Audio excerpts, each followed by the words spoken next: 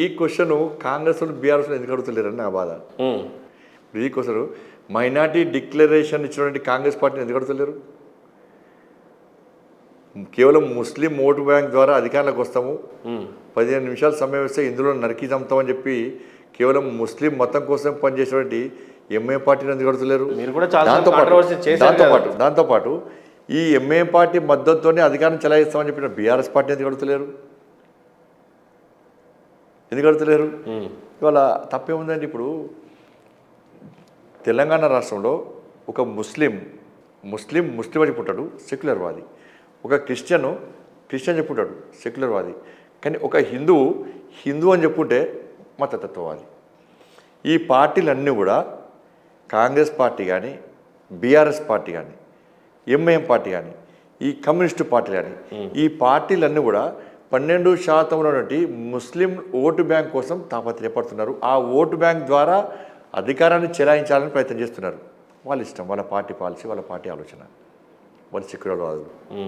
ఈ తెలంగాణ రాష్ట్రంలో వాళ్ళు సెక్యులర్వాదు. వాళ్ళు ఇలా 80% ఉన్న హిందువుల ఆశ ఏంది, ఆలోచన ఏంది? అరే 80% ఉన్న హిందువులకు పార్టీ ఏది, మా ధర్మం గురించి, మా హిందూ సమాజం గురించి మాట్లాడే పార్టీ ఏది అని ఆలోచన వస్తుందా రాదండి? వచ్చినప్పుడు వాళ్ళకి కనిపించే పార్టీ ఏది? భారతీయ జనతా పార్టీ. అంటే 80%, 12% ఓట్ల కోసం కక్కుర్తిపడి వాళ్ళ ఓట్ బ్యాంక్గా చూస్తూ ముందుకొచ్చే పార్టీలేమో సెక్యులర్ పార్టీలు. 80% ఉన్న హిందువుల గురించి మాట్లాడి ఎప్పుడు ముస్లింలు వ్యతిరేకించని భారతీయ జనతా పార్టీ మాత్రం మతతత్వ పార్టీ. ఇలా మీకు ఇది జరుగుతుంది. వాళ్ళ రంజాన్ వస్తే ఫ్లెక్సీలు కడతారు రోడ్ల మీద, ముస్లిం సోదర సోదరిమణులకు రంజాన్ శుభాకాంక్షలు. వీళ్ళు టోపీ పెట్టుకుంటారు, హిందువులే. కాంగ్రెస్ బీఆర్ఎస్ పార్టీ నాయకులు హిందువులే టోపీ పెట్టుకుంటారు, వాళ్ళకు టోపీ పెడతారు, వాళ్ళ ఇష్టం. క్రిస్మస్ వస్తుంది, క్రైస్తవ సోదర సోదరిమణులకు క్రిస్మస్ శుభాకాంక్షలు. వీరు సిలువ వేసుకుంటారు, హిందువులే, వాళ్ళకి సిలువ వేస్తారు. ఇబ్బంది లేదు, మాకు పెట్టుకోవచ్చు, వాళ్ళ ఇష్టం, వాళ్ళ ఇబ్బంది లేదు. ఒక దసరా వస్తుందండి, ఒక దీపావళి వస్తుంది, ఒక ఉగాది వస్తుంది, ఒక సంక్రాంతి వస్తుంది, ఒక భవానీ మన దేవి నవరాత్రోత్సవాలు వస్తాయి, ఒక హనుమాన్ జయంతి వస్తుంది. ఏం పెడతారండి ఈ కాంగ్రెస్ బీఆర్ఎస్ పార్టీ నాయకులు? ఏం పెడతారు? హిందూ బంధువులకు దసరా శుభాకాంక్షలు పెట్టరు, హిందూ బంధువులకు ఉగాది శుభాకాంక్షలు పెట్టరు, హిందూ బంధువులకు సంక్రాంతి శుభాకాంక్షలు పెట్టరు, హిందూ బంధువులకు హనుమాన్ జయంతి శుభాకాంక్షలు పెట్టరు. ఏం పెడతారు? కరీంనగర్ ప్రజలకు దసరా శుభాకాంక్షలు, హైదరాబాద్ ప్రజలకు దీపావళి శుభాకాంక్షలు, వరంగల్ ప్రజలకు సంక్రాంతి శుభాకాంక్షలు, ఆదిలాబాద్ ప్రజలకు ఫలానా పండుగ శుభాకాంక్షలు. హిందూ అన్నాడు. అంటే హిందూ అనేటువంటిది అంత నిషేధిత పదం. అది హిందూ అని చెప్పుకుంటే తప్పేంది అని నేను అంటున్నా. ముస్లిం అని చెప్పుకున్నప్పుడు సెక్యులర్ పడి హిందూ అని చెప్పుకుంటే ఎందుకు మతతత్వం అవుతాడు? కాబట్టి మేము ఫస్ట్ చెప్పినాను, మేము మాది మతతత్వ పార్టీ అయితే త్రిపుల్ తలాక్ను ఎందుకు రద్దు చేస్తాం? మేము వాళ్ళు నరేంద్ర మోడీ గారు అనేక సంక్షేమ పథకాలు ఇస్తున్నాడు. ప్రధానమంత్రి రోజ్గార్ మేళా పెడితే బియ్యం ఇస్తున్నాం, ఒక హిందువులకి ఇస్తున్నామా? ముస్లిం తీసుకుంటారా, క్రిస్టియన్ తీసుకుంటలేరా? స్వచ్ఛ భారత్ మిషన్ పేరు మీద టాయిలెట్స్ కట్టించినాం, ఒక హిందువులకన్నా ఇచ్చినా నరేంద్ర మోడీ గారు? ముస్లిం తీసుకుంటారా, క్రిస్టియన్ తీసుకుంటారా? వ్యాక్సిన్ ఇచ్చినాం, ఫ్రీ వ్యాక్సిన్ ఇచ్చినాం. ఇవాళ నరేంద్ర మోడీ గారు ఫ్రీ వ్యాక్సిన్ ఇవ్వకుంటే ఎంతమంది పేదోళ్ళు ఇవాళ ప్రాణాలతో ఉందరు? ఒక వ్యాక్సిన్ విలువ ఎంత అండి? 5,000 రూపాయలు, 10,000 రూపాయలు కార్పొరేట్ హాస్పిటల్లో. ఇలా ఫ్రీ వ్యాక్సిన్ ఇవ్వకుంటే వాళ్ళు తెలంగాణ రాష్ట్రం ఎంతమంది పేదోళ్ళు ప్రాణాలతో ఉండేవారు? అది ఓన్లీ హిందువులకు ఇచ్చినామా? ముస్లిం తీసుకుంటారు, క్రిస్టియన్ తీసుకుంటారు. నేషనల్ హైవేస్ ఇష్టం, రోడ్ల మీద ఒక హిందువులే పోతారా, ముస్లిం క్రిస్టియన్స్ పోతలేరా? ఒక్క బండి సంజయ్కి మాత్రమే బైన్సాలో ఏం పని? కరీంనగర్లో ఉన్న లీడర్కి బైన్సాలో మీకు ఏంటి ప్రాబ్లం? హిందువులకి పక్క పని. నాకు అంటే చాలా మంది లీడర్స్ ఉన్నా మీకేంది అంత పని? అంటే ఎక్కడ కాంట్రవర్సీ ఉంటే హిందుత్వం అక్కడ బండి సంజయ్ ఉండాలనేది మీ ఎజెండా? కాంట్రవర్సీ కాదు, హిందూ సమాజానికి ఇబ్బంది వస్తే పక్క పోతాడు బండి సంజయ్. ఎక్కడికైనా పోతాం, నీకు అవకాశం ఇస్తే ఏ రాష్ట్రానికైనా పోతా, ఇంకా అవకాశం ఏ దేశానికైనా పోతా. అంత బండి సంజయ్ అవసరం ఏముంది బైన్సాలో? అక్కడ లా అండ్ ఆర్డర్ లేదా, కోర్టులు లేవా, చట్టాలు లేవా? లేకనే కదా, అవి లేకనే కదా. ఇప్పుడు బైన్సాలో హిందువుల ఇళ్ల మీద దాడి చేశారు, ముస్లింల ఇళ్ల మీద హిందువులు దాడి చేయలే, హిందువుల ఇళ్ల మీద ముస్లిమ్స్ దాడి చేశారు. ఎందుకు దాడి చేశారు? ఏ గొడవ జరిగింది? చిన్న గొడవ అది హిందూకి సంబంధించి కాదు, ముస్లింకి సంబంధించి కాదు. దాన్ని భూతద్దులు చూపెట్టి ఒక ప్లాన్ ప్రకారం బైన్సాల విధ్వంసం జరుగుతున్నది.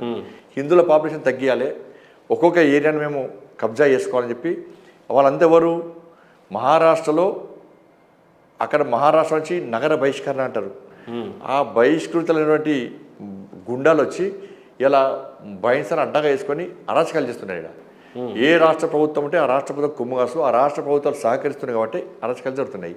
అక్కడ ఏం జరిగింది, సంక్రాంతి పండుగ సకినాలు చేసుకుంటే పోయి టాయిలెట్ చేసారు.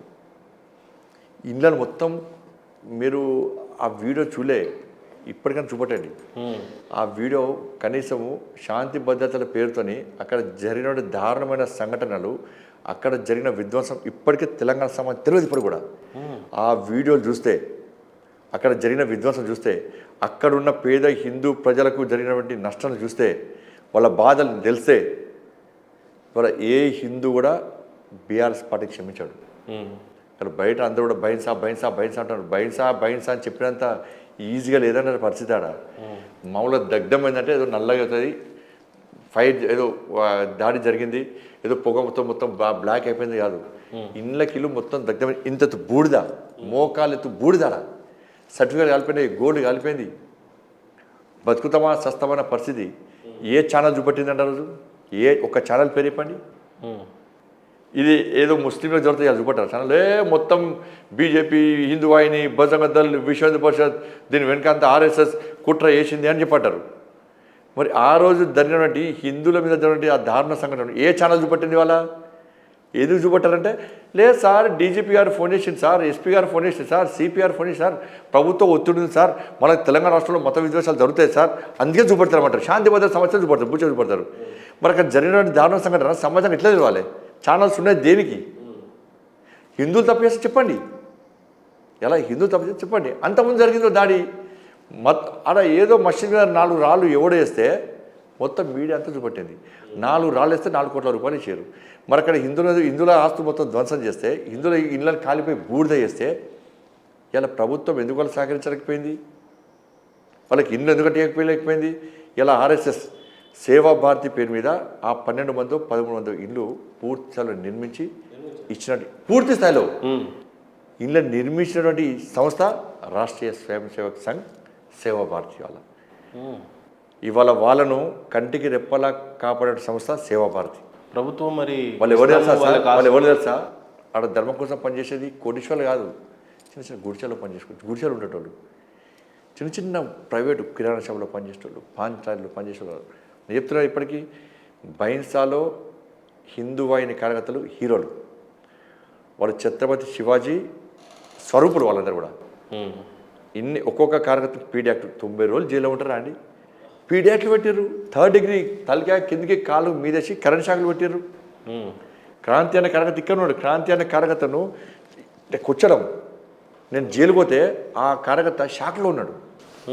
ఇంత అరాచకమాడ పోలీస్ ఎంఐ పార్టీ అరాచకమాడ. ఇవాళ ఆ పేద ప్రజలకు ఇవాళ ప్రభుత్వం ఏం నష్టపరిహారం ఇచ్చిందండి? ఎందుకు ఇల్లు కట్టలేకపోయింది? వాళ్ళకి ఏం సంబంధం లేదు సార్. వాళ్ళు బీజేపీ కాదు, వాళ్ళు విశ్వ హిందూ పరిషత్ కాదు, వాళ్ళకి ఆర్ఎస్ఎస్ అంటే తెలియదు. వాళ్ళు పేద హిందువులు అంతే. వాళ్ళు హిందువులు కాబట్టి ఇల్లు అలబెట్టారు. వాళ్ళు ఆదుకోవాలా లేదా ప్రభుత్వం? ఎందుకు ఆదుకోలేకపోయింది? ఇతరులకి ఆర్ఎస్ఎస్ఏ ఇవాళ వచ్చి ఇల్లు కట్టించే ప్రయత్నం చేసింది. అక్కడ కార్యకర్తలు ఒక్కొక్కరి పేరు మీద 30 కేసులు ఉన్నాయి. వాళ్ళకి బైన్సా నుంచి నిర్మల్ పోవాలంటే 30 కేసులు అంటే నెల రోజులు దాదాపు పోతూనే ఉంటారు. వాళ్ళకు కూలి చిన్న చిన్న ఉద్యోగాలు చేసుకుంటారు. కుటుంబాన్ని భారం వేయాలా? కనీసం కోర్టుకు అటెండ్ కాలేని పరిస్థితి. కోర్టుకు అటెండ్ అవ్వడం వారెంట్ అవుతాయి, మళ్ళీ జైలు పోవాల్సి వస్తుంది. కానీ ఇంత దయనీయమైన పరిస్థితులు మీరు చెప్తుంటేనే అర్థమవుతున్నాయి. అక్కడ ఏ మీడియా చూపట్లే, అన్ని మీడియా. శాంతి భద్రత సమస్య సిద్ధు అనేటువంటి జర్నలిస్ట్, యంగ్ కార్యకర్త జర్నలిస్ట్, ఆయన డేర్ చేసి పోయి అది మొత్తం వీడియో షూట్ చేసి చూస్తే ఆయన అరెస్ట్ చేశారు, ఆయన కేసు పెట్టారు. కాబట్టి ప్రభుత్వం యొక్క ఆలోచన అది. అప్పుడు ప్రభుత్వం సెక్యులరా అంటే హిందువులు ఇల్లు కాలబెట్టి సకినాలు చేస్తుంటే, ఇంకా పసిపిల్లలకు ఆడ ఇల్లు దగ్ధమవుతుంటే పసిపిల్లలకు పాల ప్యాకెట్ల కోసం అని చెప్పి 2 యువకులు బైక్ మీద పోయి పాల ప్యాకెట్ తీసుకొస్తుంటే ఆపి బైక్ మీద దగ్ధం చేసి పడేసారు. ఫైర్ ఇంజన్ వస్తే ఫైర్ ఇంజన్ పైపులు కోసేసి పడేసారు. ఇంత దారుణం మన బైన్సాల. అందరు బయట బైన్సా. నేను ఆడికి పోయినా కాబట్టి ఆ దారుణ సంఘటన చూసిన కాబట్టి జరిగిన విధ్వంసాన్ని విన్నా కాబట్టే నాకు బాధ అనిపించి రియాక్ట్ అయినా. ఏదో రాజకీయం కోసమో దానికోసమో కాదు. కానీ ఇటువంటి పరిస్థితులు ఇలా జరుగుతున్నాయి. ఇప్పుడు ఎవరు ఆధారం, ఎవరు మాట్లాడాలి, స్పందించాలి? హిందువులు జరిగితే కాంగ్రెస్ పార్టీ మాట్లాడిందా అండి? బీఆర్ఎస్ పార్టీ మాట్లాడిందా? కమ్యూనిస్టులు మాట్లాడిందా? మాట్లాడింది ఎవరు? భారతీయ జనతా పార్టీ. గజ్వేల్లో శివాజీ స్టాచ్యూ సంబంధం విధ్వంసం జరిగితే హిందువులను తీసుకుపోయి లోపడేస్తే మాట్లాడింది ఎవరు? కాంగ్రెస్ పార్టీ వాళ్ళు మాట్లాడిరా? టీఆర్ఎస్ వాళ్ళు మాట్లాడిరా? మాట్లాడింది ఎవరు? బీజేపీ మాట్లాడింది. ఇవాళ వినాయక చవితి వస్తుంది, దసరా ఉత్సవాలు వస్తాయి, హనుమాన్ జయంతి ర్యాలీలు అవుతాయి, శివాజీ జయంతి ర్యాలీ అవుతాయి. ఇవాళ పోలీస్ పర్మిషన్ తీసుకోవాలి, రెవెన్యూ పర్మిషన్ తీసుకోవాలి, ఫైర్ స్టేషన్ పర్మిషన్ తీసుకోవాలి, మున్సిపల్ పర్మిషన్ తీసుకోవాలి, గ్రామ పంచాయతీ పర్మిషన్ తీసుకోవాలి. ఇన్ని ఉంటాయి. తీసుకొని హనుమాన్ మంటపాలు ఇవ్వాలి. ఇప్పుడు రంజాన్ సీజన్ స్టార్ట్ అవుతుంది. హరీష్ సెంటర్లు, హలీం సెంటర్లు అనుమతిస్తున్నారండి వాటికి? ఒక్క వినాయక మంటపం ఆడ వాడ ప్రజలందరూ కలిసి, యువకులు అందరూ కలిసి ఒక చౌరస్తాలు ఏర్పడిస్తే ట్రాఫిక్ పోలీస్ వచ్చి చాలా అంటారు, కరెంటు వాళ్ళు వచ్చి కరెంటు బిల్లు అంటారు, మున్సిపాలిటీ వచ్చి రోడ్డు కట్టడం వచ్చి రోడ్డు బిల్లు అంటారు, ఫైర్ వచ్చి పైన వైర్లు కాలిపోతే నువ్వు బాధ్యత నేను బాధ్యత అంటారు.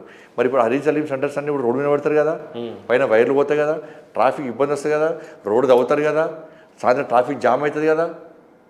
మరి ఎవరికి అంటే వాళ్ళు పర్మిషన్ దిగిస్తారు? ఎవరు ఇస్తారు పర్మిషను? అది మంచిదే. మరి వినాయక చవితి పర్మిషన్కు, భవానీ ఉత్సవాల పర్మిషన్కు, హనుమాన్ జయంతి ఉత్సవాల పర్మిషన్ రాకుండా కొట్టాడే వాళ్ళు కాంగ్రెస్ పార్టీలు కొట్లాడతారా? బీఆర్ఎస్ పార్టీలు కొట్లాడతారా? కొట్టాడే వాళ్ళు మళ్ళీ బీజేపీ, మళ్ళీ విశ్వ హిందూ పరిషతే, మళ్ళీ బజరంగ, మళ్ళీ హిందూ ఆయనే.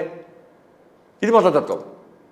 వాళ్ళు పర్మిషన్ లేకుండా ఇస్తే సెక్యులర్, ఇవాళ మీద దీన్ని మాట్లాడితే మతతత్వం. కానీ ఒక విషయం ఎప్పుడైనా ఆలోచించారా? 80% ఉన్న హిందూ సోదరులు మనమందరము హిందూ పార్టీకి సంబంధించిన బీజేపీ పార్టీ అని మీరు బహిరంగంగానే చెప్తున్నారు. 80% ఉన్న హిందువులు ఒక్కసారి మమ్మల్ని చూడండి అని మీరు బహిరంగ వేదికలో చెప్పారు. నిజంగా చెప్పాలి అని అంటే ఒక పక్క బీసీ కార్డు, ఒక పక్క హిందూ కార్డు, ఇవి రెండు పనిచేయలేదండి అసెంబ్లీ ఎలక్షన్స్లో? మా బ్యాలెక్ సార్ రాష్ట్రానికి ఇప్పుడు తెలంగాణలో హిందూ సమాజం ఒక్కటే అవకాశం ఉండే, మిస్ అయినాం. ఎందుకంటే ఇప్పుడు హైదరాబాద్ భాగ్యనగర్లో ఏం చేసినాము? జిహెచ్ఎంసీ ఎన్నికల్లో భాగ్యనగర్ ప్రజల ఓట్ బ్యాంక్ మారండి అన్నాం. మారినట్లేదండి. 4 సీట్ల భారతీయ జనతా పార్టీ 48 సీట్లు గెలిచినాం. ఓట్ బ్యాంక్ మారారు కదా. దుబ్బాకలో ఎలక్షన్లో పనిచేసింది ఎవరు?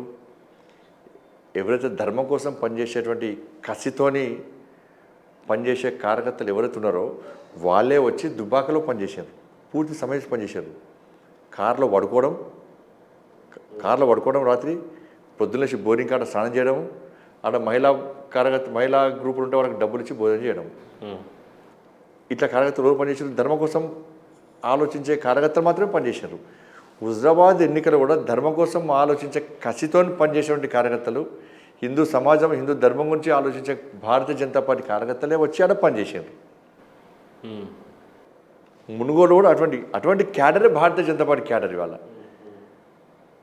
కాబట్టి హిందువులందరూ ఓటు బ్యాంక్ మారేటువంటి అవకాశం వచ్చింది, చేతులాడ పోయింది.